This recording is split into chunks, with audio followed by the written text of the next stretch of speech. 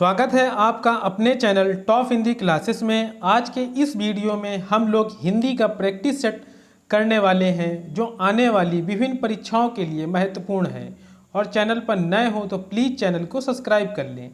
देखते हैं question number 1। वर्णों के समुदाय को क्या कहते हैं?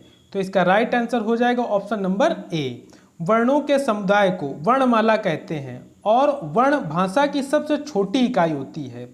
इसके उच्चारित स्वरूप को ही ध्वनि कहते हैं। तो इसका right answer option number A हो जाएगा, वर्णमाला। Question number 2। विराम चिन्ह की दृष्टि से कौन सा वाक्य अशुद्ध है? तो इसका राइट आंसर हो जाएगा ऑप्शन नंबर ए। नहीं, कल मैं तुम्हारे घर नहीं आ सकूंगा। तो ये वाक्य अशुद्ध है। विराम चिन्ह की दृष्टि से ए ऑप्शन अशुद्ध है।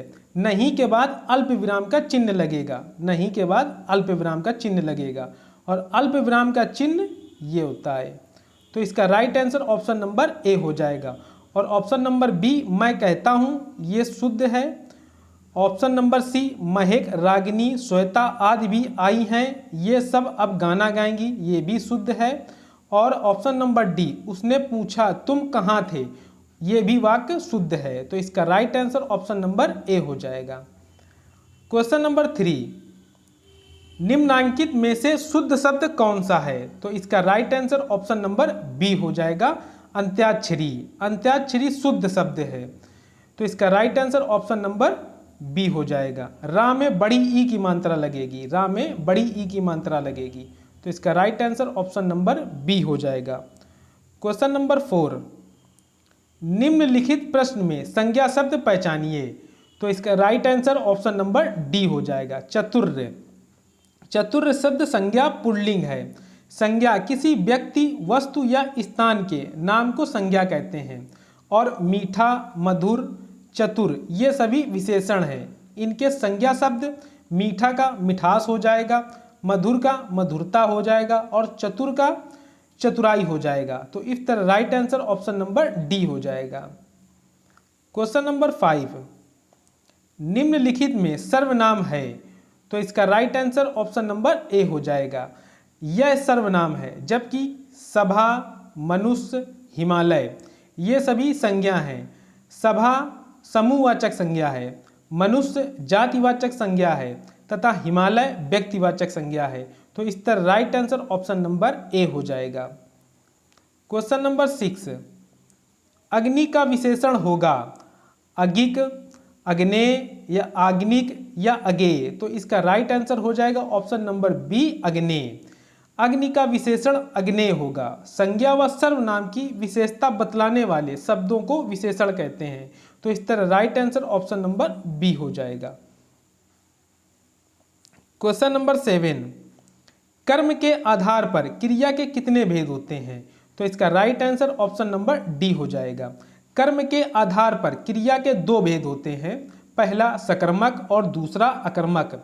सकर्मक क्रिया जिस क्रिया के साथ कर्म हो या कर्म की संभावना हो तथा जिस क्रिया का फल कर्म पर पड़ता हो उसे सकर्मक क्रिया कहते हैं, जैसे राम फल खाता है। और अकर्मक क्रिया, अकर्मक क्रिया के साथ कर्म नहीं होता है तथा उसका फल कर्ता पर पड़ता है, जैसे राधा रोती है। तो इस तरह right answer option number D हो जाएगा। Question number 8। वह ऐसा दौड़ा कि सब पीछे रह गए, वाक्य में ऐसा है। तो इसका right answer option number D हो जाएगा। वह ऐसा दौड़ा कि सब पीछे रह गए, वाक्य में ऐसा अवयव है, उसमें भी रीतिवाचक अवयव है। ऐसे शब्द जिनमें लिंग, वचन, पुरुष, कारक आदि के कारण कोई विकार या परिवर्तन नहीं आता है उसे अवयव कहते हैं।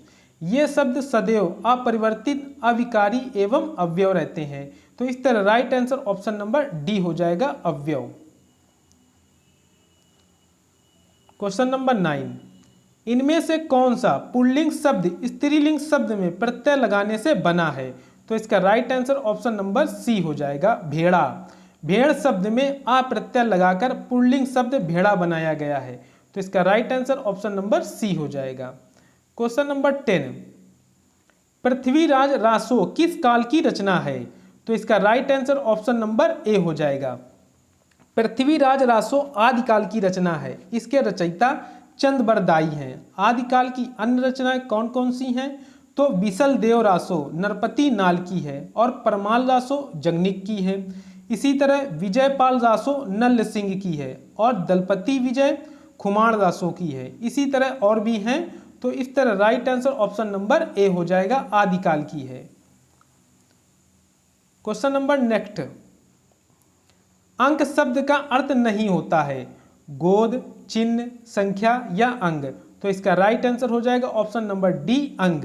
अंक शब्द का अर्थ अंग नहीं होता है, जबकि गोंद, चिन्ह और संख्या अंक के ही अर्थ है। और अंग का अर्थ शरीर, शरीर का कोई अवयव, अंश या शाखा। तो इस तरह right answer option number D हो जाएगा। नेक्स्ट क्वेश्चन, निम्न में विदेशी शब्द कौन सा है? तो इसका right answer option number B हो जाएगा, अमीर शब्द विदेशी है। अन्य देश की भाषा से आए हुए शब्द विदेशज शब्द कहलाते हैं। तो इस तरह right answer option number B हो जाएगा। नेक्स्ट क्वेश्चन, अवतरण शब्द में कौन सा उपसर्ग है? तो इसका राइट आंसर हो जाएगा ऑप्शन नंबर सी, औ। अवतरण शब्द में अ उपसर्ग है। जो शब्दांश शब्दों के आदि या प्रारंभ में जुड़कर उनके अर्थ में कुछ विशेषता लाते हैं वे उपसर्ग कहलाते हैं। तो इस तरह right answer option number C हो जाएगा।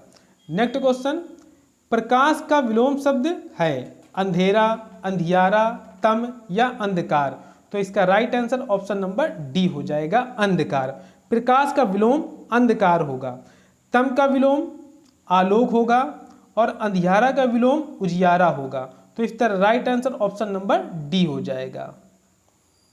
नेक्स्ट क्वेश्चन, निम्न में से कौन सा शब्द हवा का पर्यायवाची नहीं है?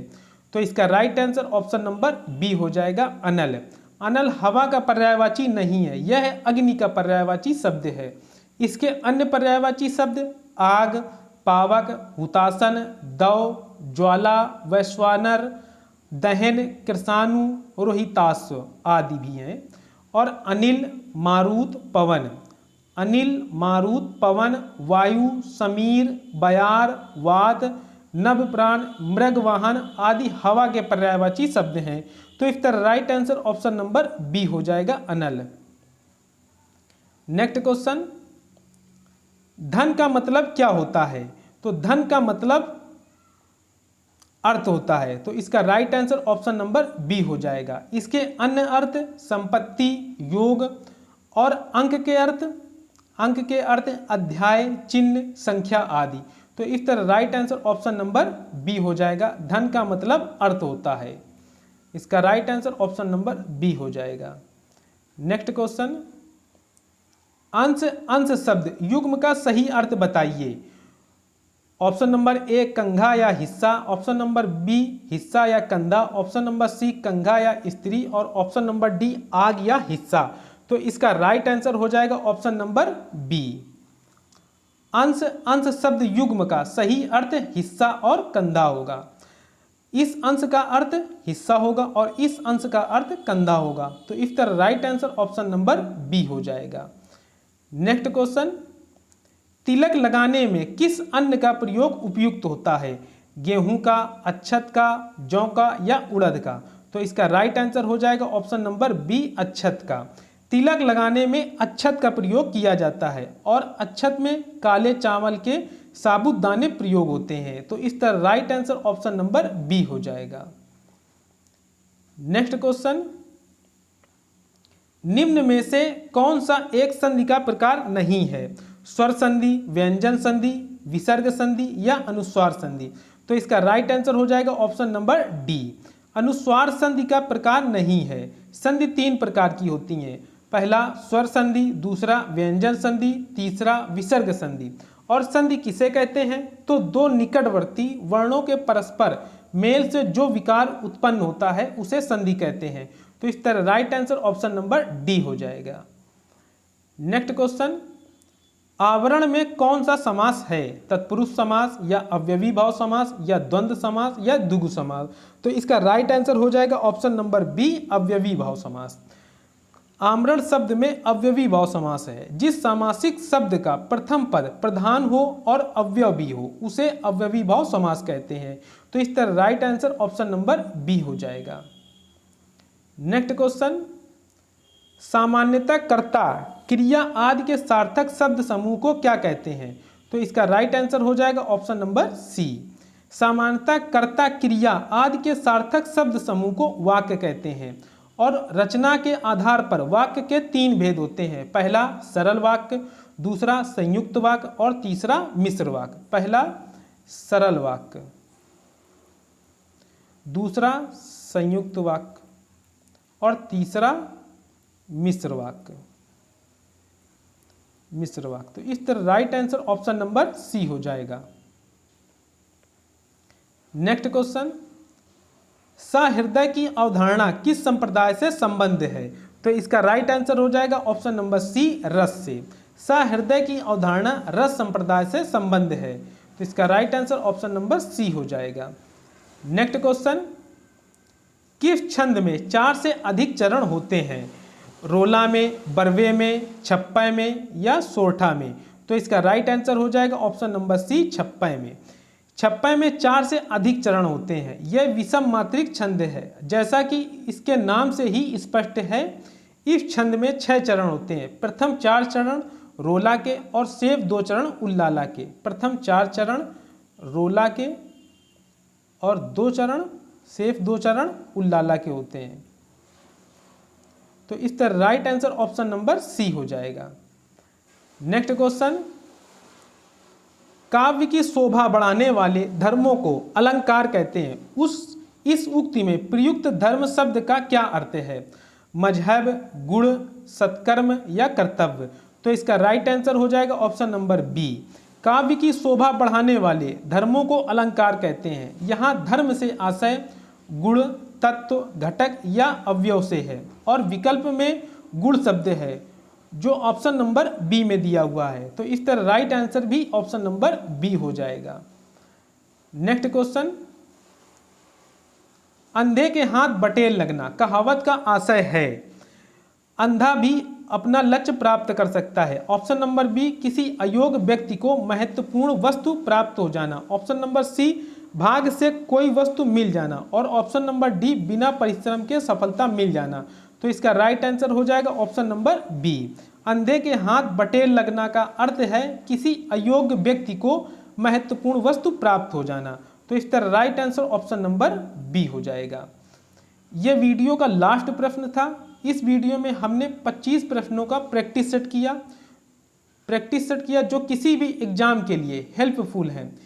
इस वीडियो को आप लोग एक बार जरूर देखें और चैनल पर नए हो तो प्लीज़ चैनल को सब्सक्राइब तथा लाइक जरूर कर लें। मिलते हैं नेक्स्ट वीडियो में। Thanks for watching.